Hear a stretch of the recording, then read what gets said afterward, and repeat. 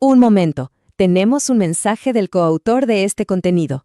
Nos comparte una nota, quiere dar las gracias. Hay muy importante, en la descripción hay una lista de enlaces recomendados. Y ahora sí, continuamos con la explicación. Hola, si ya se maneja lo básico de la búsqueda vectorial, llegó el momento de ir un paso más allá. Hoy vamos a abrir esa caja negra para entender de verdad qué hay adentro y cómo se construyen sistemas que sean potentes y eficientes de verdad. Y esta es la pregunta del millón, ¿no? Porque una cosa es saber usar la API de una librería y otra, muy distinta, es diseñar un sistema que no se caiga a pedazos cuando la cosa se pone seria. Se trata de conocer esas trampas que se comen los recursos y al final entregan resultados que no sirven. Exacto. La idea de este análisis es precisamente esa: cambiar el chip, dejar de ser solo alguien que usa una herramienta y empezar a pensar como un arquitecto que diseña estos sistemas inteligentes desde sus cimientos. Bien, esta es nuestra hoja de ruta. Vamos a empezar con el triángulo de hierro, que es la base de todo. Luego, los errores más comunes que hay que evitar. De ahí saltamos a una técnica avanzada como es el poder híbrido. Vemos cómo escalar la arquitectura y cerramos con ese cambio de mentalidad para pasar de usuario a arquitecto. Muy bien, vamos al grano. Toda arquitectura de búsqueda vectorial, sin excepción, se basa en una ley fundamental: un equilibrio constante entre tres fuerzas que compiten. Entender este triángulo es el primer paso para tomar buenas decisiones de ingeniería. Primero, la precisión. El término técnico es recall, y la pregunta que responde es simple: de todos los resultados que deberían ser relevantes, ¿qué porcentaje está encontrando el sistema? Porque no se trata solo de encontrar cosas buenas, se trata de no dejar por fuera las mejores. Luego, la velocidad. La medimos en queries per second o consultas por segundo. Es muy sencillo. ¿Cuántas búsquedas aguanta el sistema al mismo tiempo antes de empezar a ahogarse? Esto es clave para la experiencia en una aplicación real. Nadie quiere esperar. Y el tercer vértice, por supuesto, es el coste. Esto se traduce directamente en infraestructura: memoria RAM, procesadores, los fierros. Y la regla es casi una ley de la física: si se quiere más precisión o más velocidad, casi siempre va a costar más dinero en servidores. Y aquí es donde se pone bueno. Las distintas herramientas nos dan diferentes perillas para jugar con este triángulo. FAISS, por ejemplo, da un control súper detallado. Con una sola línea de texto como IVF 4096, PQ64, se define toda la estructura del índice. Y luego, con un parámetro como nprobe, se decide qué tan profundo buscar. Más nprobe da más precisión, pero claro, es más lento. Por otro lado, Chroma lo hace un poco más abstracto con los parámetros de su grafo HNSW. No es que uno sea mejor que otro, para nada. Son filosofías distintas. Control total en tus manos versus una simplicidad muy bien pensada.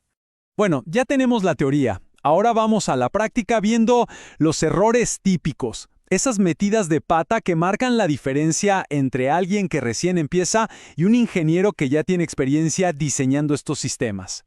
Nos vamos a enfocar en tres errores que son un clásico. Primero, un detalle técnico pero fatal: olvidarse de normalizar. Segundo, un error de concepto: creer que todo se resuelve con un vector. Y tercero, uno de estrategia pura y dura: filtrar los resultados cuando no toca. A ver, este primer error parece una tontería, pero el impacto es gigante. Lo que pasa es que muchos índices, por debajo, para ser rápidos, usan la distancia euclidiana, o sea, la línea recta entre dos puntos. Pero para texto, lo que se suele buscar es la similitud del coseno. Si los vectores no se normalizan, es decir, si no se hace que todos midan 1, los resultados que da la distancia euclidiana no equivalen a la similitud de coseno. El resultado es matemáticamente incorrecto. Y lo peor es que es un error silencioso. El sistema no se rompe, simplemente los resultados son malos y no se sabe por qué. Uf, y este error, este sí que duele. En los resultados y en el bolsillo. Imaginemos este caso. Se quieren buscar conceptos de IA, pero solo en documentos de la categoría tecnología. El camino equivocado, el post-filtrado, es buscar los 100 documentos más parecidos en toda la base de datos y después ver cuáles son de tecnología. Y si ninguno de esos 100 lo es, ¡pum!, 0 resultados. La forma correcta, la profesional, es el prefiltrado. Es decirle al sistema: a ver, primero tráeme solo los documentos de tecnología y ahora sí, dentro de ese grupo, búscame los más relevantes. Es más eficiente, más preciso y es la única forma de hacerlo bien. Bien, ahora vamos a ver una técnica más avanzada. La búsqueda vectorial es una maravilla para encontrar significado, está claro. Pero a veces la palabra exacta también importa, y mucho. Y es aquí donde entra la búsqueda híbrida, para tener lo mejor de los dos mundos. Esta frase es perfecta, lo resume todo. La búsqueda semántica, la vectorial, entiende que rey y monarca están relacionados. Pero la búsqueda por palabra clave, la de toda la vida, es la única que va a encontrar de forma confiable un código de producto, un nombre propio raro o un acrónimo. Se necesitan las dos. El proceso en sí es simple, pero muy potente. Son 3 pasos. Primero, se lanza una búsqueda léxica tradicional con un algoritmo como BM25 para las palabras clave. Al mismo tiempo, paso 2, se hace la búsqueda vectorial para el significado. Y el paso 3, que es donde está la magia, es la fusión. Se usa un algoritmo como Reciprocal Rank Fusion que agarra las dos listas de resultados, las mezcla de forma inteligente y entrega un solo ranking que es mucho mejor que cualquiera de los dos por separado. Perfecto. Ya tenemos las técnicas, los trucos, pero ahora viene el verdadero reto. ¿Qué pasa cuando en lugar de miles de vectores tenemos miles de millones? ¿Cómo se hace para que esto no solo funcione, sino que vuele? Bueno, es hora de hablar de arquitectura para escalar. Y aquí es donde se toman las decisiones importantes de arquitectura. Por ejemplo, ¿la aplicación va a estar agregando datos nuevos todo el tiempo o más que nada va a estar respondiendo búsquedas? La respuesta a eso define todo el diseño. Si se necesita velocidad bruta, las GPU son una locura. Aceleran los cálculos de forma espectacular, sobre todo con FAIS.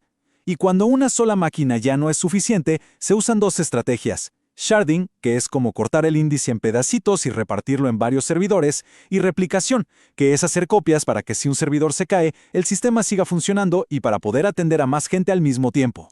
Ya para ir cerrando, hemos cubierto muchísimo terreno. Pero es muy importante tener perspectiva. Nada de esto apareció de la nada. Toda esta tecnología se construye sobre el trabajo de gente brillante, sobre décadas de investigación fundamental. Siempre es bueno saber de dónde vienen las cosas. Este artículo de Mikolov y su equipo en Google es básicamente el que empezó la revolución moderna de los embeddings con Word2Vec. Demostraron que el significado de las palabras se podía capturar en vectores, una locura para la época. Luego tenemos este trabajo, que es fundamental. Product Quantization es la técnica que permite comprimir vectores de una forma increíblemente eficiente. Gracias a esto, sistemas como FAIS pueden manejar miles de millones de vectores en memoria sin que todo explote.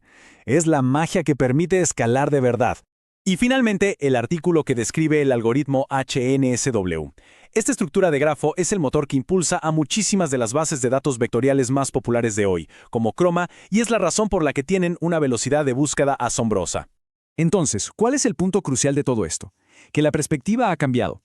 Lo que antes parecía una simple llamada a una API, una caja negra, ahora se revela como lo que es, un universo de decisiones de ingeniería, un juego de balances entre algoritmos y recursos.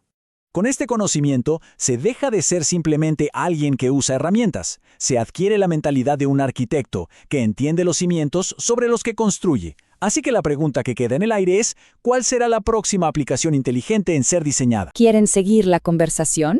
Aquí les muestro cómo se puede participar. Y ahora que terminamos, la pregunta es, ¿qué sigue? Vamos a verlo. Son 3 pasos bien sencillos para sumarse a esta comunidad. Lo primero, suscribirse. Así no se pierden nada de lo que viene. Segundo, la interacción. La opinión de todos es súper valiosa para nosotros. Un me gusta o no me gusta nos dice muchísimo sobre qué funciona. Y la crítica constructiva es clave. Así es como mejoramos, todos juntos. Y tercero, dense una vuelta por la descripción para encontrar más detalles. Ahí hay enlaces y recursos muy buenos recomendados por el coautor. Ahora la decisión es suya. ¿Cuál será el primer paso?